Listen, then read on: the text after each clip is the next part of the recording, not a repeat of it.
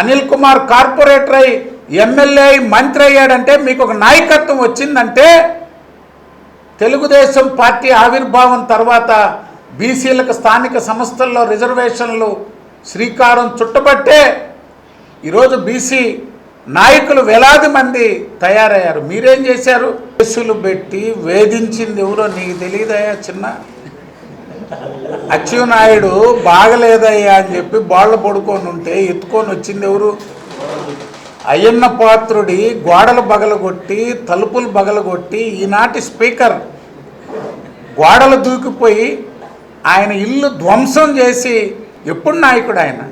ఎన్ని తరాలు వాళ్ళ నాయకత్వం? కొల్లు రవీంద్ర గారు సాధు జంతువు. కొల్లు రవీంద్ర గారు ఎంతమంది మాజీ మంత్రుల్ని నాయకుల్ని లోపలేసి అణిచేయాలని చూస్తే 5 సంవత్సరాలు నరకం చూశారు ఈ రాష్ట్రంలో బలహీన వర్గాల నాయకులు. మీ బిజినెస్ కి డిజిటల్ గా గ్రోత్ కావాలా? సాస్ డిజిటల్ టీవీ మీ బిజినెస్ కు అందిస్తున్నాయి complete digital marketing services, business branding, reels మరియు shorts, social media management, website development, hospital marketing. మీ బిజినెస్ ను నెక్స్ట్ లెవెల్ కి తీసుకెళ్లడానికి సిల్వర్, గోల్డ్, ప్లాటినం ప్యాకేజెస్ అందుబాటులో ఉన్నాయి. ఈ రాష్ట్రం కాదు, ఈ దేశంలో తెలుగుదేశం పార్టీ ఏర్పడేంత వరకు బలహీన వర్గాలకు స్థానిక సంస్థల్లో రిజర్వేషన్లు ఉన్నాయా? సర్పంచ్గా, ఎంపీటీసీలుగా, మండలాధ్యక్షులుగా, జిల్లా పరిషత్ చైర్మన్లుగా, మున్సిపల్ చైర్మన్లుగా, మేయర్లుగా రిజర్వేషన్లు ఈ దేశంలో మొట్టమొదటిసారి కల్పించిన పార్టీ ఏది? తెలుగుదేశం పార్టీ. నాయకుడు నందమూరి తారక రామారావు గారు. 20% నందమూరి తారక రామారావు గారు కల్పిస్తే 34% పెంచి మరింత ప్రోత్సహించినటువంటి నాయకుడు నారా చంద్రబాబు నాయుడు గారు.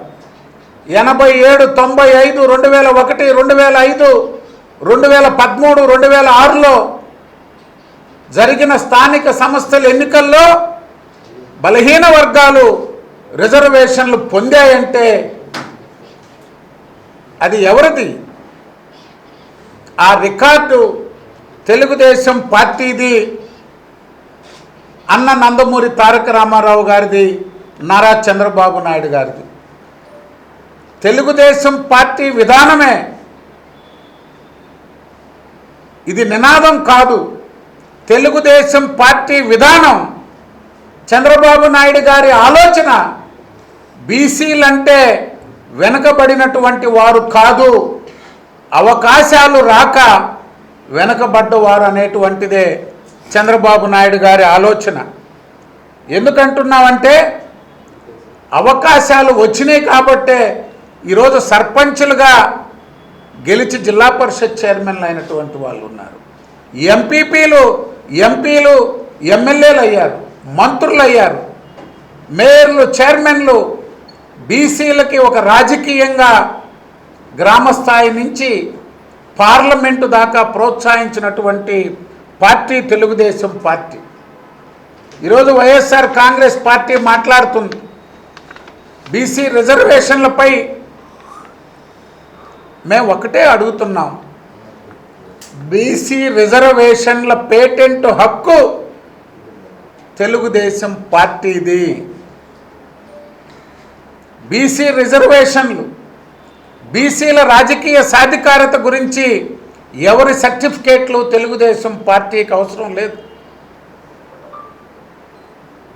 ఎందుకంటే మేము చేసి చూపించాం.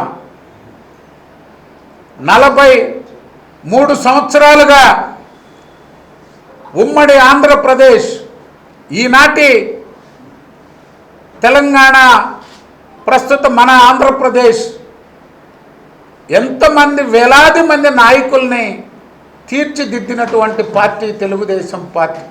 ఓ ఎర్రంనాయుడు, ఓ కళా వెంకట్రావు, ఓ అయ్యన్న పాత్రుడు, ఓ యనమల రామకృష్ణుడు గారు, ఓ కేఈ కృష్ణమూర్తి గారు, ఎంతోమంది, దేవేంద్ర గౌడ్ గారు, ఎల్ రమణ గారు, ఒక గొప్ప నాయకత్వాన్ని ఈ రాష్ట్రాలకు అందించినటువంటి పార్టీ తెలుగుదేశం పార్టీ.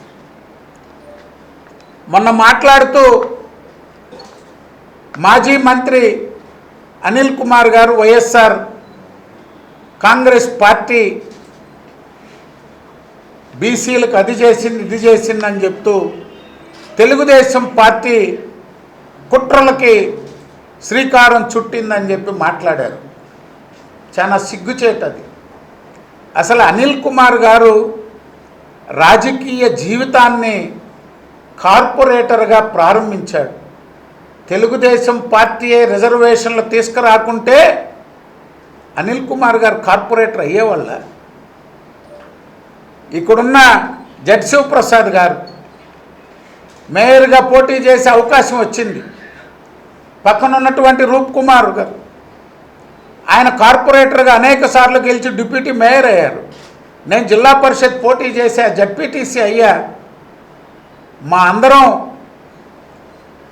ఇక్కడ ఉన్నటువంటి రాజకీయ పరిస్థితుల్లో రిజర్వేషన్లు పొంది పదవులు పొందామంటే దానికి శ్రీకారం చుట్టిన పార్టీ తెలుగుదేశం పార్టీ అన్న నందమూరి తారక రామారావు గారు, నారా చంద్రబాబు నాయుడు గారు.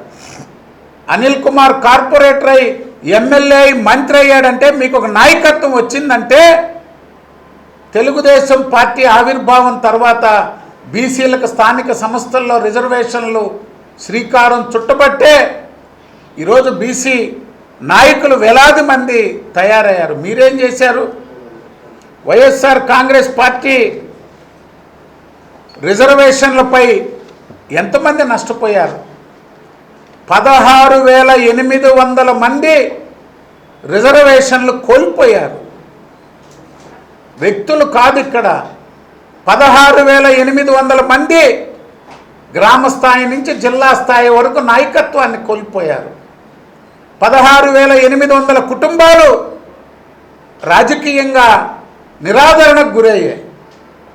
అందుకే ఆనాడు జరిగిన అన్యాయాన్ని ఈరోజు చక్కదిద్దుతున్నాం. మాట్లాడితే బీసీలకి అది చేశాం ఇది చేశామని చెప్పే వైఎస్ఆర్ కాంగ్రెస్ పార్టీని అనిల్ కుమార్ని ఒకటే అడుగుతున్నా, 70,000 బ్యాక్లాగ్ పోస్టులు ఫిలప్ చేయలేకపోయారు. 70,000 బ్యాక్లాగ్ పోస్టులు. మా లక్ష్యం, మా ఆలోచన బీసీలకు రాజ్యాధికారం చేరువ చేయాలన్నదే తెలుగుదేశం పార్టీ చంద్రబాబు నాయుడు గారు, నారా లోకేష్ గారి లక్ష్యం. ఇది కేవలం ఒక రిజర్వేషన్ కాదు, బీసీ బిడ్డలకు సామాజిక గౌరవానికి ఒక భరోసా. బీసీల అభివృద్ధి అంటే రాష్ట్రాభివృద్ధి, బీసీలకు రాజ్యాధికారం అంటే ప్రజాస్వామ్యాన్ని మరింత బలోపేతం చేయడం. ఇది తెలుగుదేశం పార్టీ స్థాపించిన నాటి నుంచి పార్టీ ఆలోచన, పార్టీ విధానం. కేసులు పెట్టి వేధించింది ఎవరో నీకు తెలియదయ్యా చిన్న? అచ్చెన్నాయుడు బాగలేదయ్యా అని చెప్పి బాళ్ళ పడుకొని ఉంటే ఎత్తుకొని వచ్చింది ఎవరు? అయ్యన్న పాత్రుడి గోడలు బగలగొట్టి, తలుపులు బగలగొట్టి ఈనాటి స్పీకర్ గోడలు దూకిపోయి ఆయన ఇల్లు ధ్వంసం చేసి ఎప్పుడు నాయకుడు ఆయన? ఎన్ని తరాలు వాళ్ళ నాయకత్వం? కొల్లు రవీంద్ర గారు, సాధు జంతువు కొల్లు రవీంద్ర గారు,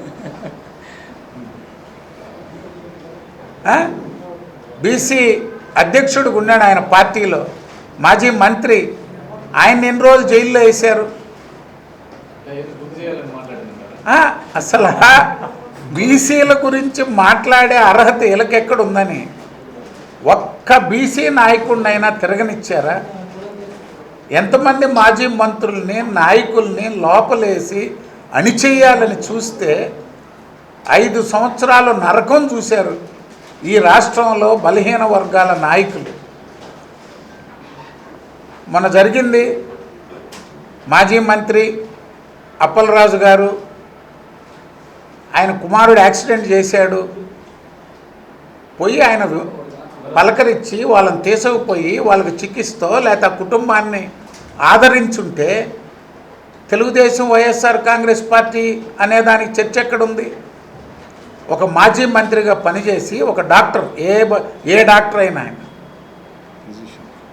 ఆయన అంత గందరగోళం సృష్టిస్తే జగన్మోహన్ రెడ్డి గారు ఏం మాట్లాడాడో 45 సంవత్సరాలు పైబడిన వ్యక్తి చనిపోతే జగన్మోహన్ రెడ్డి గారి వయసు ఎంతని, చనిపోయిన ఆయన వయసు ఎంత, జగన్మోహన్ రెడ్డి గారి కంటే చిన్నోడు చనిపోయింది. ప్రాణం వయసుతో సంబంధం కాదు, ఒక ప్రాణం పోయింది అక్కడ. గుద్ది చంపింది ఒక మంత్రి, మాజీ మంత్రి కుమారుడు. బాధ్యతగా మీరు చర్యలు తీసుకొని ఉంటే ఆ వివాదానికి అవకాశమే లేదు. జగన్మోహన్ రెడ్డి గారు పోయి ఎవరన్నా పలకరించాడా చనిపోయిన కుటుంబాన్ని? జగన్మోహన్ రెడ్డి గారు చేశారు దాన్ని, వివాదం మేం చేయలే. ఒక్కరు పోయారా? ఆ కుటుంబాన్ని ఒక్కరు పలకరించారా? వాళ్ళని వదిలేసి దాన్ని రాజకీయంగా రగడ చేసి 1వ తారీఖు ఎయిర్పోర్టు, భోగాపురం ఎయిర్పోర్టు ప్రారంభోత్సవానికి ప్రధానమంత్రి వస్తుంటే 31వ తారీఖు ఈయనొచ్చి అక్కడ ఊరేగింపులు పెట్టి దాన్ని ఒక వివాదం సృష్టించాలని, గందరగోళం చేయాలని చూసింది ఎవరు? వైఎస్ఆర్ కాంగ్రెస్ పార్టీ, జగన్మోహన్ రెడ్డి గారు.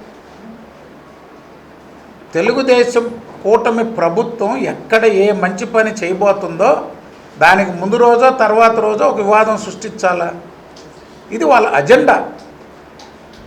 ఈ రోజుల్లో ఏ వస్తువు కొనాలన్నా వేలల్లో పెట్టాల్సిందే, జేబు ఖాళీ అవ్వాల్సిందే. కానీ సరికొత్త హీరో డెస్టినీ సొంతం చేసుకోవడం మాత్రం ఇప్పుడు చాలా సులభం. అవును, జేబులో ₹1 కూడా లేకపోయినా పర్లేదు, 0 డౌన్ పేమెంట్ తో మీకు నచ్చిన బండిని ఇప్పుడే ఇంటికి తీసుకెళ్ళండి. ఇంతటితో అయిపోలేదు, దీనికి తోడు 5 సంవత్సరాల ఇన్సూరెన్స్ కూడా పూర్తిగా ఉచితం. మరి ఇంకెందుకు ఆలస్యం? ₹1 ఖర్చు లేకుండా మీ డ్రీమ్ బైక్ ని ఇప్పుడే డ్రైవ్ చేయండి. వెంటనే సరయూ హీరో షోరూమ్ ని సందర్శించండి.